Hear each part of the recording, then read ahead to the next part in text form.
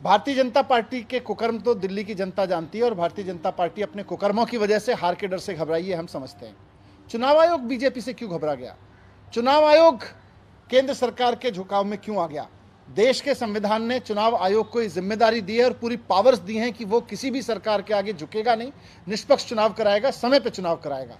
लेकिन जिस तरह से आज चुनाव आयोग ने भारतीय जनता पार्टी और केंद्र सरकार के सामने घुटने टेक दिए हैं, उससे बहुत बड़ा खतरा पैदा हो गया है। कल को भारतीय जनता पार्टी या केंद्र सरकार चाहेगी तो वो राज्यों के चुनाव नहीं करवाएंगे। किसी भी राज्य में अगर कल को भारतीय जनता पार्टी को लगेगा कि वो हारने वाले हैं तो वो चुनाव आयोग भारतीय जनता पार्टी के सामने घुटने टेक के वहां के इलेक्शन कैंसिल करा देगा। कल को मोदी जी को लगेगा कि वो देश का चुनाव हारने वाले हैं तो केंद्र सरकार के इलेक्शन कैंसिल हो जाएंगे। तो अगर इलेक्शन कैंसिल करना केंद्र सरकार और राज्य सरकारों के, चुनी हुई सरकारों के दायरे में आ गया, अगर इस तरह की परंपरा बना दी चुनाव आयोग ने, तो उसके बाद में लोकतंत्र में बचेगा क्या?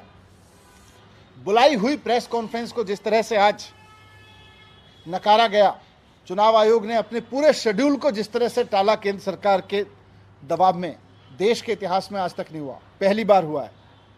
मैं आखिर में यही कहना चाहता हूं कि भारतीय जनता पार्टी लोकतंत्र की इस तरह से हत्या ना करे।